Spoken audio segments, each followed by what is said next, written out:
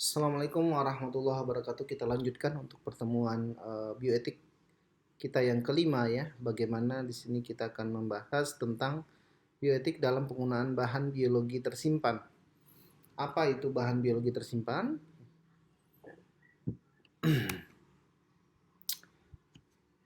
Sebagaimana dengan etik eh, penelitian kesehatan sebelumnya yang sudah kita bahas, tentu tidak terlepas ya dari prinsip-prinsip yang tiga tadi ya. Respect, perfection, beneficence, dan justice ya, bagaimana. Nah, di sini kita akan uh, subjeknya yang kita gunakan di sini adalah bahan biologi tersimpan. Ya, tentu kalau seandainya berbicara tentang bahan suatu material ya, material biologi. Apa saja ya di sini? Bisa spesimen klinis atau materi biologi lainnya. Contohnya seperti isolat ya, uh, genetik DNA, RNA, fosil yang sudah disimpan ya atau diarsipkan. Nah, itu yang disebut dengan biologi tersimpan. Bisa saja juga dalam bentuk sisa penelitian sebelumnya, sisa pelayanan kesehatannya. Di sini mungkin lebih sisa tindakan diagnostik atau biopsi, tindakan pengobatan, operasi atau autopsi ya, yang sengaja disimpan untuk pemeriksaan lebih lanjut nantinya ya. Nah, itu sekelumit tentang biologi, bahan biologi tersimpan. Kenapa ya harus memiliki etik juga ketika kita menggunakan bahan penelitian kita itu bahan biologi tersimpan? Karena itu ada haknya ya, ada hak kepemilikannya, ada hak eh, yang kenapa harus dilanjutkan.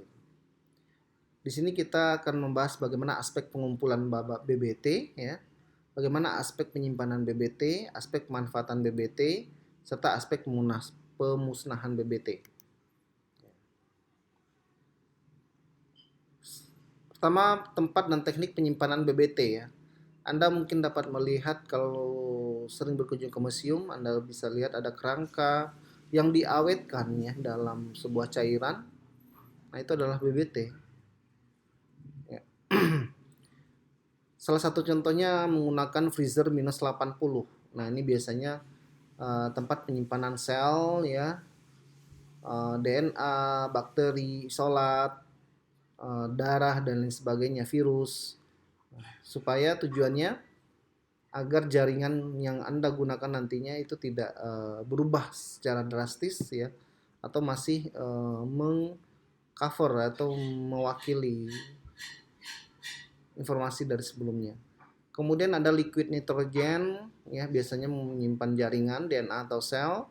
Cairan berformalin ya, ini lebih ke jaringan yang lebih besar, contohnya organ atau hewan ya. Alkohol 70% ya, biasanya ini organ hewan ya. Preparat slides ya, bisa jaringan darah ya dalam bentuk histopatologi ya bentuknya. Kemudian ada organ yang dikeringkan ya, bisa dalam bentuk tanaman atau hewan ya. Kemudian pengasapan. Tujuannya intinya di sini diawetkan ya. Jenis bahan biologi tersimpan BBT itu ada yang pertama itu ada yang beridentitas ya. Informasi dari BBT itu lengkap ya. Jadi bahannya dari mana, sampelnya dari mana, hasil dari penelitian siapa. Nah, itu beridentitas ya. Kemudian ada BBT yang tidak beridentitas atau unidentified ya. Tidak dapat ditelusuri, informasi dari BBT itu sendiri tidak komplit, tidak jelas. Yang kedua adalah BBT anonim ya, BBT yang diterima tanpa informasi apapun ya. Jadi tidak ada jelas sama sekali gitu, kodenya juga tidak ada gitu. Sehingga kita sulit untuk menginterpretasikan BBT ini dari mananya. Kemudian masalah pengembangan BBT saat ini di mana pengumpulan data biologik banyak menghabiskan dana, waktu serta energi jika terdapat di tempat terpencil di Indonesia. Nah, jadi kalau seandainya kita menemukan sebuah fosil di sebuah gunung, tentu untuk mendapatkan memperolehnya kita harus naik gunung dulu, ya kan? Kemudian pertimbangan BBT yang terlalu lama memerlukan sarana dan pengelolaan yang baik, ya, karena takutnya ada bias yang dihasilkan nanti ketika melakukan penelitian. Jadi memerlukan benar-benar sarana penyimpanan yang baik, seperti tadi ada freezer minus 80, itu kan sangat sulit untuk alat-alat itu kan di tempat-tempat tertentu adanya. Kemudian pemanfaatan BBT untuk penelitian kesehatan, pengajaran, serta jaminan mutu laboratorium. Masalah BBT selanjutnya, pemanfaatan BBT meningkat akibat perkembangan pengetahuan genetik dan biologi molekuler. Perkembangan teknologi dalam diagnosa membutuhkan sampel yang harus fresh, ya. Banyaknya BBT yang dikirim lintas negara dikarenakan adanya kerjasama ilmiah. Jadi ini sangat harus diatur, ya, harus jelas kerjasamanya. Adanya skandal-skandal internasional yang melanggar etik dalam pemanfaatan BBT. Mungkin ada oknum tertentu yang tidak bertanggung jawab, ya. Pelepasan BBT dan lain sebagainya. Pemahaman tentang BBT perlu ditingkatkan. Nah, ini salah satu, ya, bagaimana kita sebuah BBT itu. Yang pertama, ya, ini asal BBT bisa dari penelitian, bisa dari pelayanan medik, ya. Ketika Anda melakukan penelitian tentang BBT, ya, biologi tersimpan, yang pertama itu protokol penelitian Anda harus jelas, ada persetujuan ilmiah, kemudian persetujuan etik, ya. Kemudian ada PSP. Nah, PSP-nya di sini kalau seandainya subjek manusia kita bisa langsung. Kalau BBT ke siapa? Itu mungkin orang yang terkait dengan informasi BBT itu sendiri atau dia yang memiliki BBT itu sendiri, ya. Peneliti sebelumnya.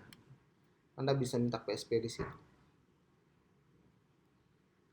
Kalau seandainya di pelayanan medik, tentu ini berupa diagnosis, terapi, operasi, patologi, atau autopsi, ya, yang ada yang disimpan tujuan analisis lebih lanjut. Keadaan dan perkembangan BBT, ya. Bentuk BBT, sediaan mikroskopik atau dalam bentuk slides, ya,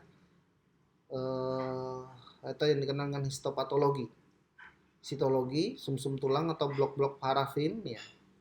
Kemudian dalam bentuk serum dan komponen darah, mikrobiologi atau isolat bakteri dan kapang, ya.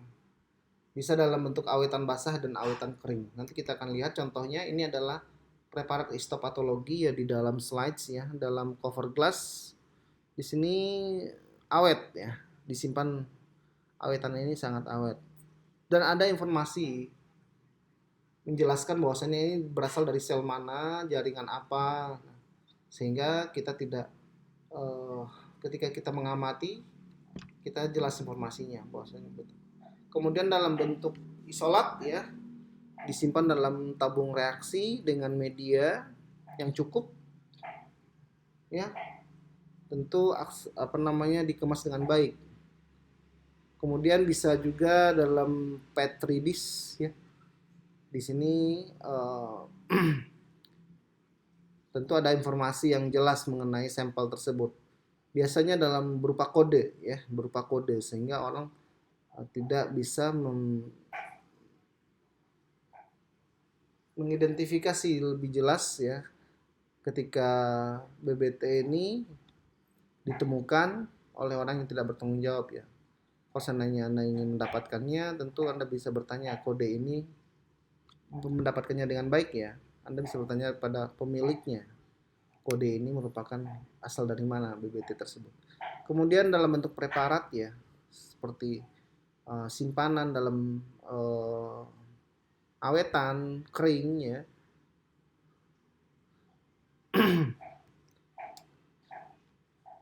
Anda bisa dapat temukan di beberapa museum, ya, kalau seandainya ada kerangka tulang yang dipajang, ya, dalam bentuk kering, ya. Kemudian ada yang kerangka atau hewan seutuhnya yang disimpan dalam botol yang berisi cairan formalin, yaitu disebut dengan awetan basah. Kemudian keadaan perkembangan BBT, ya, pemanfaatan BBT meningkat karena seiring meningkatnya ilmu pengetahuan dan pengembangan riset biomedik ya.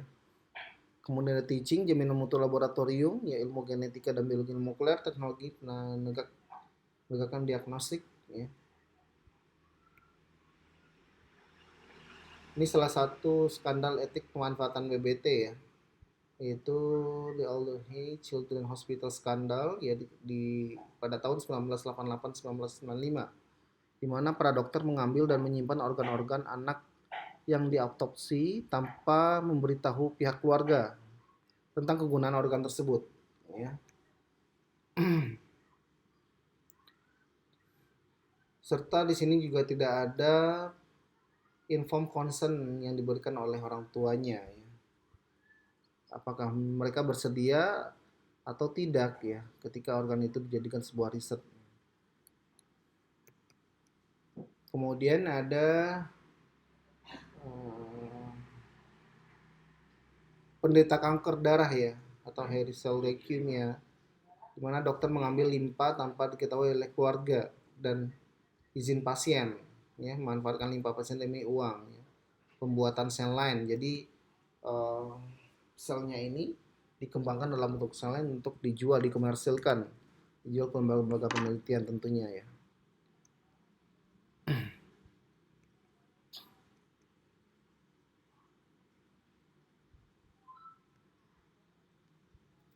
Penggunaan BBT, penelitian menggunakan BBT harus mendapatkan persetujuan etik penelitian ya. Idealnya subjek sudah memberikan persetujuan pada saat pertama penelitian dilakukan, walaupun jenis pemeriksaan penelitian belum ditentukan. PSP bahan biologi tersimpan bila tidak ada persetujuan subjek sebelumnya, persetujuan etik dapat diperoleh ya masih dapat diberikan bila tidak mungkin mencari subjek lagi untuk meminta persetujuan. Artinya kita tidak menemukan siapa pemilikan dari BBT tersebut. Sepanjang kerahasiaan subjek tetap terjaga ya boleh sah-sah saja kita menggunakan BBT tersebut. Dalam isu kerahasiaan subjek selalu subjek secara kolektif ya atau perlu ada pertimbangan secara seksama. PSP untuk pemanfaatan BBT diperoleh dengan 3 cara. Yang pertama, PSP sudah tercakup dalam PSP waktu bahan biologi dikumpulkan. Kemudian dimintakan PSP baru dengan menghubungi setiap sumber dari BBT itu sendiri ya, jika yang pertama tidak mencakup penggunaan BBT. Bila keadaan tertentu dapat menghubungi setiap manusia sumber dari BBT tidak layak atau praktis dilaksanakan. Bisa meminta ke Komisi Etik Penelitian Kesehatan ya. Pemanfaatan BBT secara etis ya menghormati ya, dimanfaatkan. BBT yang anonim atau dianonimkan ya dapat dimanfaatkan untuk pengajaran atau tujuan yang jelas, pengembangan pengetahuan baru tentang klinik penyakit sebagai pengobatan ya. Pengambilan dan penggunaan BBT memerlukan etis dan mengikuti aturan etik. Dapatkan ini persetujuan etik penelitian penggunaan BBT, mendapatkan kewenangan dari komisi etik ya. Mendahulukan persetujuan ilmiah yang kemudian akan diikuti dengan persetujuan etik, memenuhi persyaratan ilmiah ya,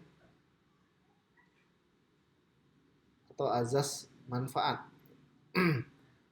Penelitian sudah diakui secara umum berdasarkan informasi mutakhir dan relevan. Metode penelitian harus sesuai dengan tujuan penelitian dan bidang ilmu yang terkait. Peneliti harus kompeten di bidang tersebut.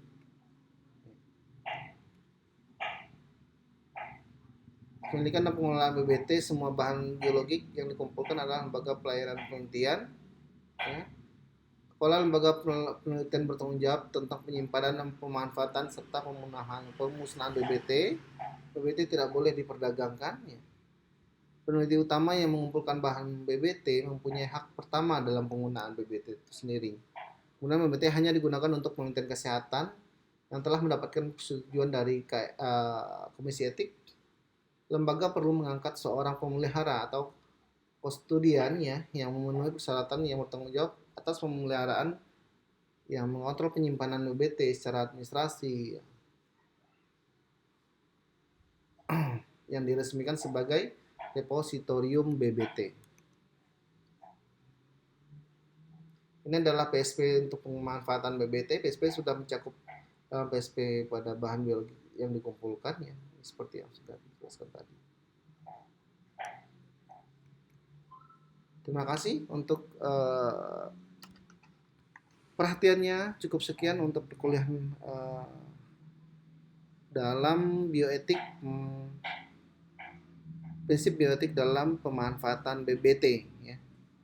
Untuk pertemuan 6. Untuk lebih jelasnya Anda dapat membaca di modul yang nanti saya siapkan. Sekian saja. Wassalamualaikum warahmatullahi wabarakatuh.